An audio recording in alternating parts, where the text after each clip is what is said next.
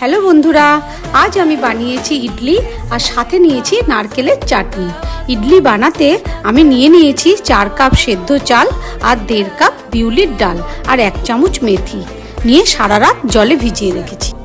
পরের দিন সকালে চাল আর ডাল পেস্ট করে নিলাম, তারপর ঢেকে রেখে দেব ফার্মেন্ট হবার জন্য।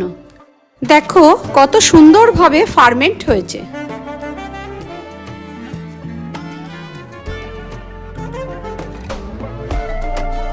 তারপর চাল আর ডালের পেস্টটাকে একসাথে ফেটিয়ে তার মধ্যে নুন আর খাবার সোডা দিলাম।